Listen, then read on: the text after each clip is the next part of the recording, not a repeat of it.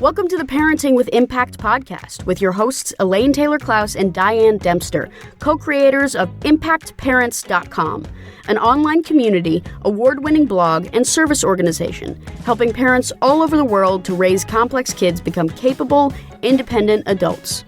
Hi everyone, Elaine and Diane here, and we know that you want your complex kids to grow up to be happy and independent, and yet you're not always sure how or when to help with that. In this podcast, we'll encourage you to collaborate with all kinds of complex kids and support them in navigating life and learning. And we'll interview leading experts from around the world, as well as parents in our own community, talking about how training for parents actually helps these complex kids. We'll talk about the issues we hear parents struggling with all the time and how a coach approach can support and empower your amazing young people. We won't tell you what to do. We're going to help you figure out how. So let's move on to the next conversation.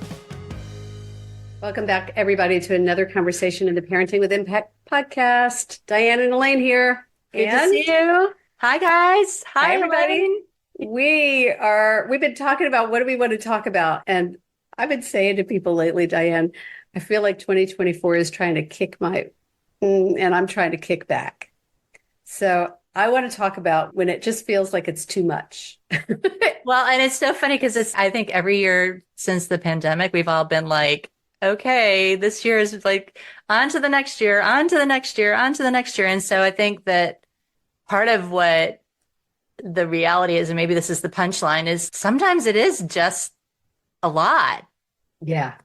Well, we can theorize all day long, right? And I have my theories. And I think, yes, to coming out of the pandemic, but I think it has something to do with AI and the volume of just information. When I think about how much I'm expected to be on top of, right?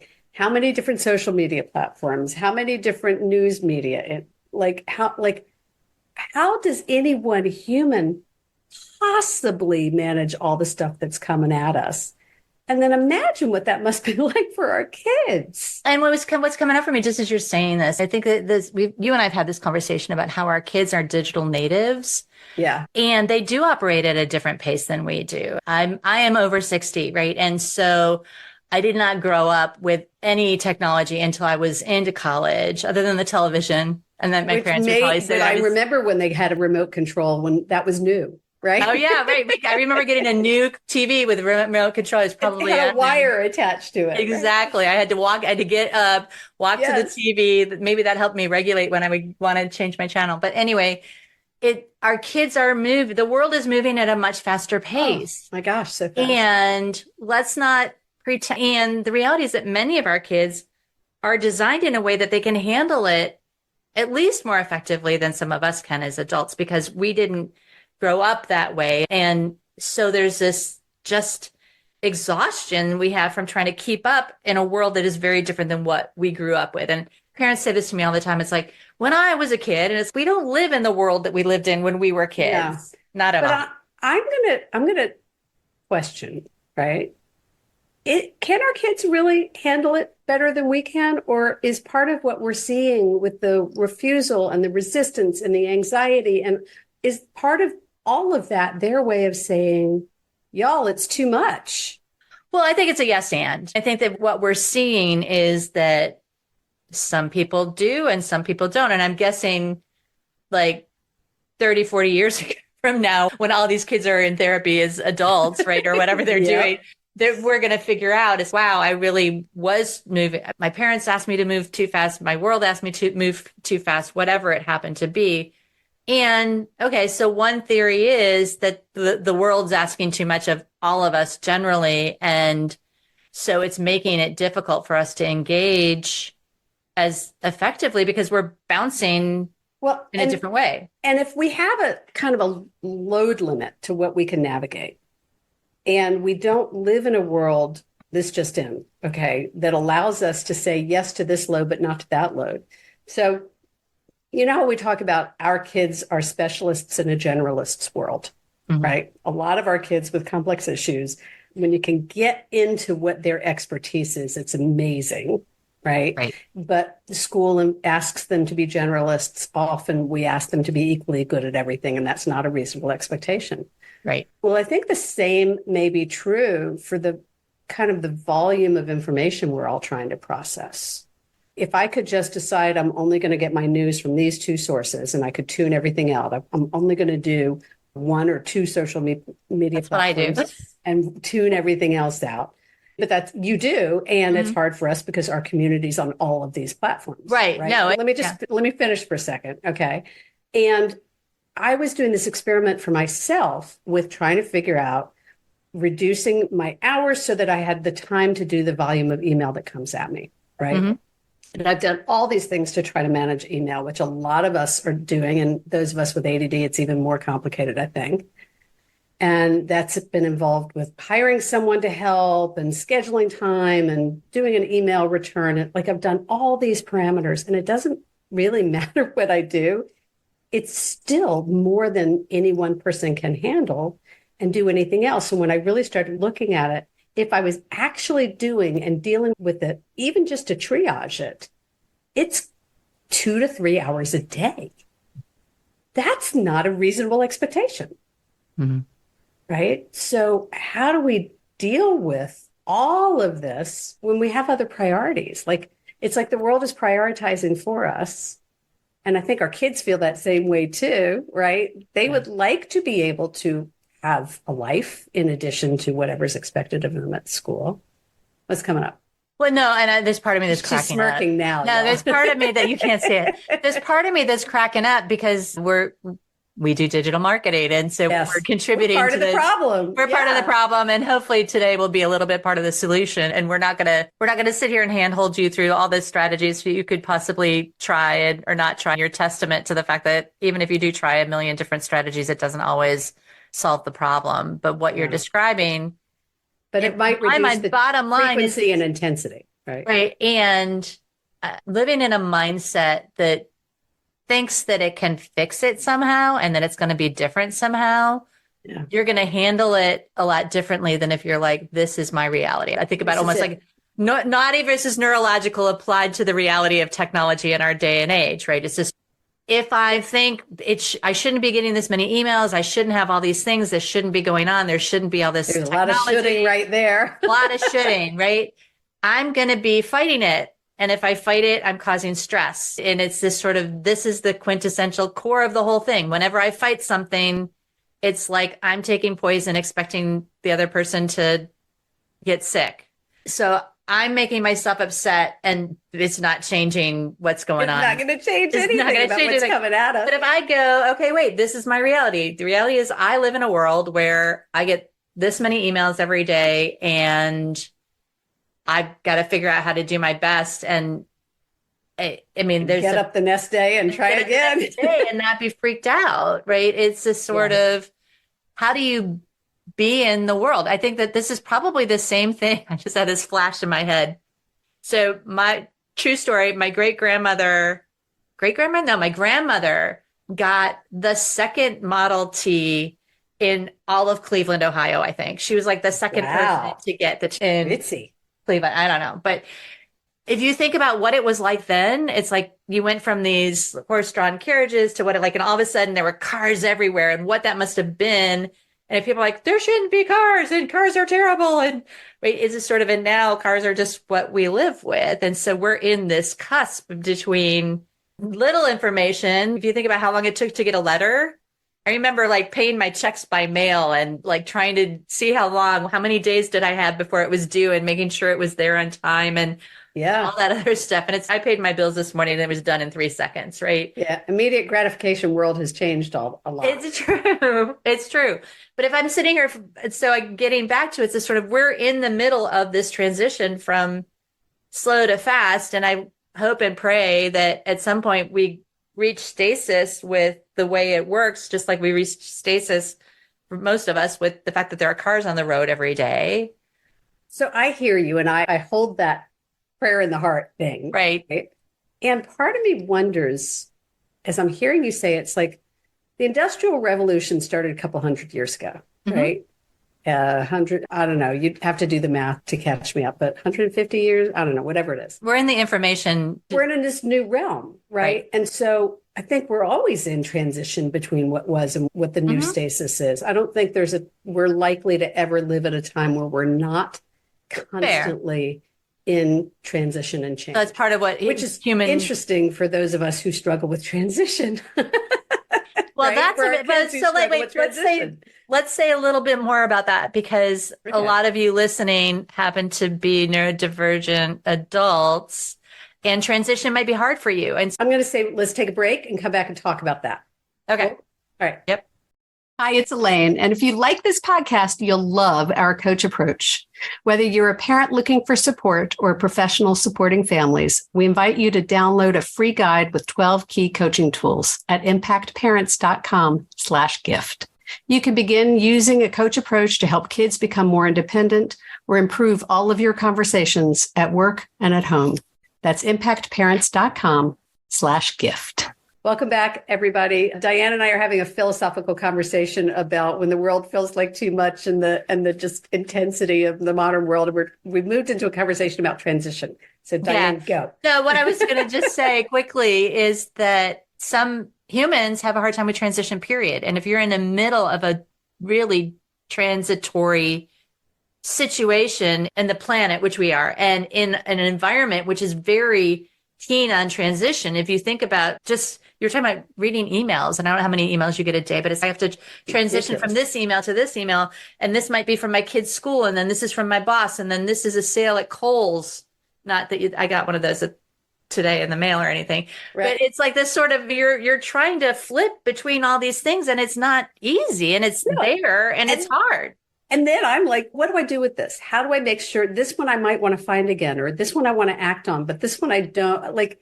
I'm good at delete, thankfully, but there's a lot of stuff where I don't know what to do with it. And so part of the volume, it's like the volume of what's coming at us, the volume of what we have that we're trying to manage, the information management, whether it's the stuff in my house or the stuff on my computer. Right. Or it's all my kids' stuff, right? Which is what we think. I think we thought we were going to talk about at the beginning. Is like our kids are complex. That's what we do. Right. It's just sort of, they've got all this stuff going on, and whether it's school refusal or homework or relationships or whatever it is, there's all of this stuff with them and all of this stuff with us. And so I guess, what do we want to say, Elaine? Because I don't think we're going to sit here and give you 17 ideas for triage and email management. I think that what I want to say, and I want to know what you want to say, is sometimes this stuff is a lot, period. Yeah. I really do think I wear this necklace that says Gamze Ya'avor. And what it means, what it translates to in English is this too shall pass. I'll put there's a link to an article on the site about that, which I love. And on some level or another, this mantra, this too shall pass, has gotten me through the last 25 years. Mm-hmm. This is where I am in my life right now. This is not forever. Like, I have always self-talked and coached myself through being with that which is hard to be with. And so much of what we do is helping parents figure out how to be with that which is hard to be with. And I think this is another way that we're talking about that. And I think that so mantra is absolutely is a great tool in the toolbox. I have a friend whose mantra is, you can never get it wrong and you can never get it done. It's just sort of, right. It's just, let's stop trying to make it, stop trying to pretend that we're going to get it all done. You're going to get it all done. And let's stop trying to hold ourselves to the fact that we can't fail, right? It's this sort of, we can't make mistakes, or it has to be exactly right, or we're missing an opportunity. Or a mom the other day, bless her heart, was like talking about like she learning meant that lessons in a loving way, not a Southern way. Okay. Yes, exactly. So bless her heart definitely was like stuck in it, but I got to teach the lesson, right? It's just, I got this the perfect opportunity to teach my kid the lesson. And I said to them, imagine this is somebody with an 8-year-old. I said, you have 10 years. Let's say you just had 10 years, and it was like until your kid was 18. And I promise you have a lot more years than just 10. Really? And they only start clicking after 18. If you took one opportunity a week to teach a life lesson for the next 10 years, you would have over 500 times to teach a life lesson. That's I did the math. Brilliant. That's I did the math. Good. I know. And she did the math. I did the math. They don't know about me in math. So I think that what I want to come back to, Elaine, is this sort of fighting your reality versus dancing with your reality. And and our logo at Impact Parents is the roller coaster. And it's this sort of, if you are like, I don't want to be on a roller coaster, I'm trying to get this roller coaster to stop, you're going to engage in your life in a very different way than if you're like, I'm on a freaking roller coaster. How do I make the best of this? Who do I want with me? What do I want to eat while I'm on the roller coaster? How do I maybe I should avoid the stuff that's going to splash in my face. Do I need to take any Dramamine? Like. But it's really true. What's coming clear to me as you're saying it is that we all go through these phases where we're doing it better than other times where we're not doing it as well. And I've had a lot going on in my personal life. And I said to Diane last week, I don't feel like I'm handling this as well as I'd like to. And her response was, given everything you're dealing with, it seems like you're handling it okay. And it was a great perspective. Yeah, I guess it just doesn't feel good. But just because it doesn't feel good doesn't mean I'm not actually handling it okay. And I think that's the piece of it, is that those of us, and I'm one of these and you're one of these as well, it's most of the time we got our crap together and we're getting this stuff done and we're making it happen, even if we don't always feel like it's solid. We got the plates. What's the analogy of the plates spinning? We got all the plates spinning.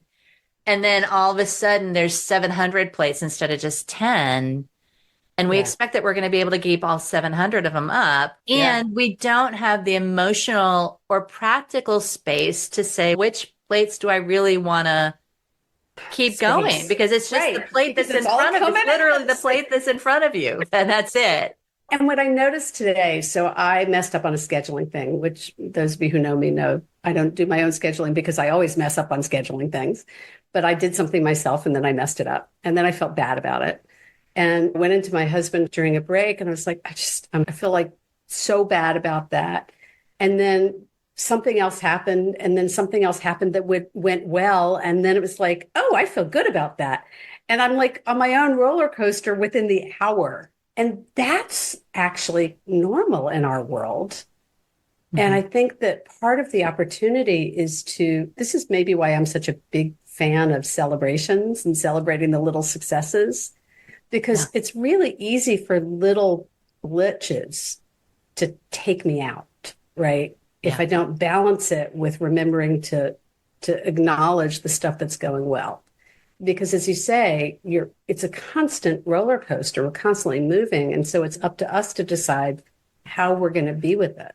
And I don't know that it's necessarily, for some of us, it is absolutely constant. For others of us, and this is where I think that the challenge comes, is that either we have one part of our life or we have certain times in our life where we really are able to manage it. And I think about me and my email. It's like this sort of, okay, I'm able to keep up with my email today. Yay, me. It's down to a certain number. I feel good about that number and life is good. And then all of a sudden something happens and I come back to my desk and all of a sudden I've got like 300 emails. And I'm like, how did we end up here in this parallel universe? Right? It's this sort of in the same sort of thing. I've got a lot of clients who are like, okay, I'm chugging away. I'm doing okay. And then all of a sudden I get reminded. And I think that if we go back to the roller coaster, right, it's a sort of, the roller coaster ride has been flat for a period of time.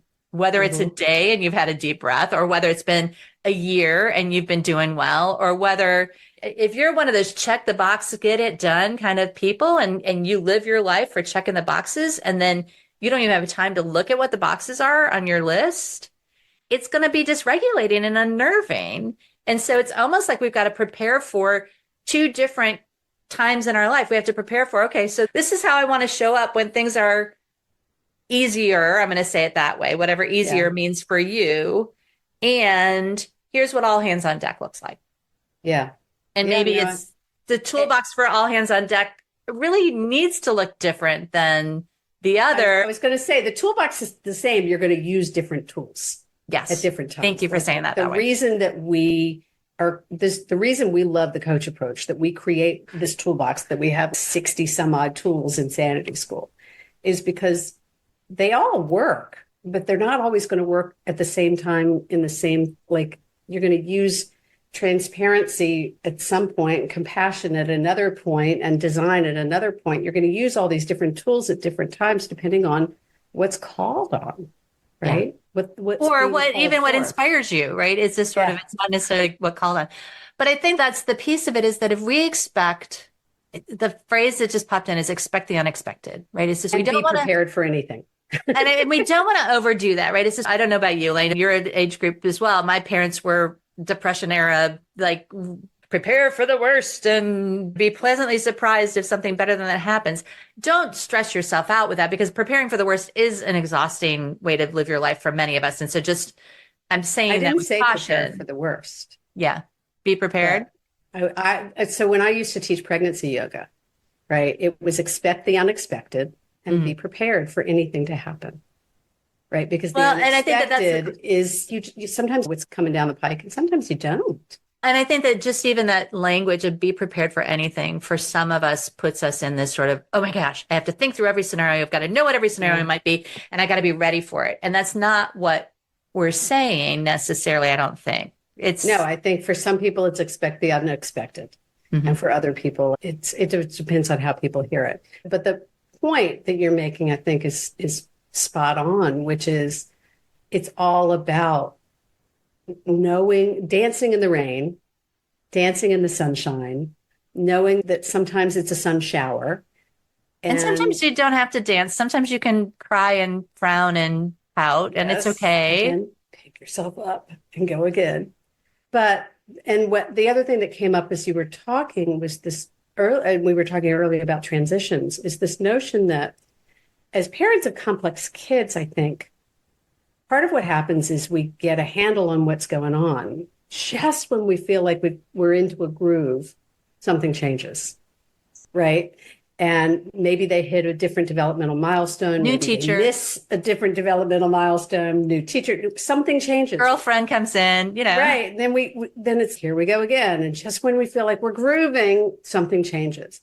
And so when we can roll with the changes, awesome. When we start struggling to roll with the changes, that creates this other layer of what's going on in the family. Makes it harder for them to roll with it. But it means that's when we have to go back and do our work, right? And I think that's exactly it, Elaine. And we can do a whole other podcast on this. But it's if we are off balance because it feels like too much for us, and I'm using that language very measured. When we are off balance because it feels like it's too much for us, it sends messages to our kids. And whether we want to send those messages or not, or whether they hear those messages or not, it's likely that a kid might see that situation as feeling unsafe. Oh my gosh, mom's overwhelmed. Mom doesn't know what's going on. Mom's angry and frustrated. Mom's whatever, or dad's whatever. Sorry, I don't mean to ignore you dads. I know you're out there listening, but I don't want to put pressure on us to feel responsible for our kids' reaction. And we're not the only ones on the roller coaster.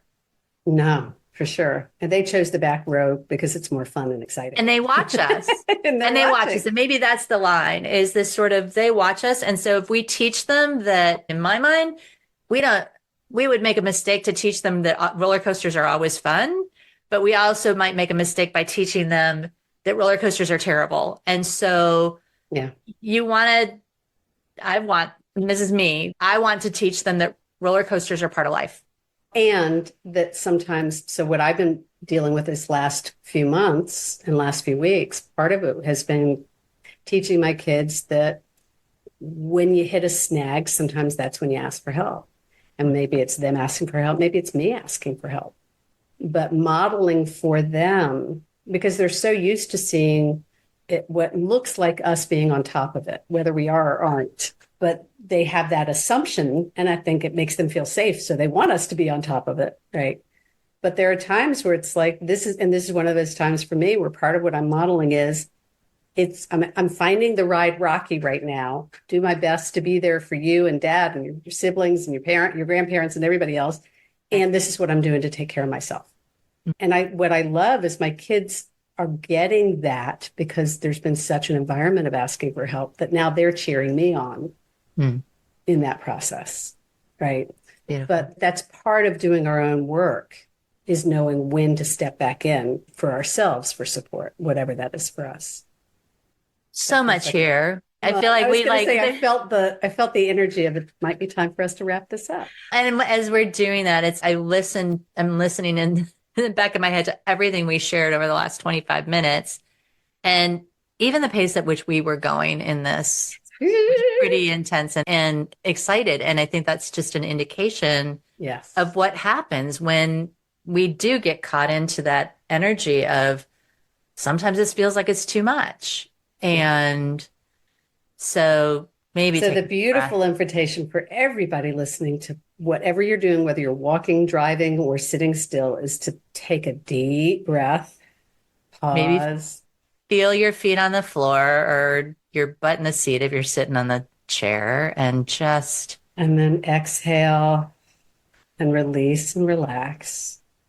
Thank you for that reminder, Diane, for all of us, especially me, maybe at this moment, to keep taking those breaths and slow down and be present to what's here, wherever here is for us. Yeah. And to trust wherever we are in this ride, right? That's a piece we haven't really talked about, but a big part of it is learning to trust that wherever I am on this roller coaster, I'm okay.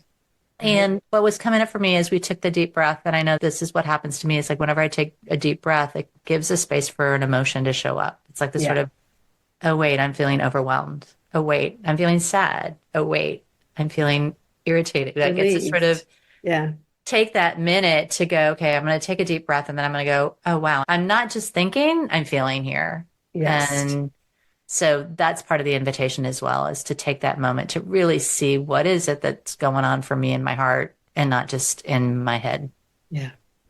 And that doesn't mean that you're going to fix it all or resolve it all, or like Sorry. it just means that we're living in interesting times, and it is a lot.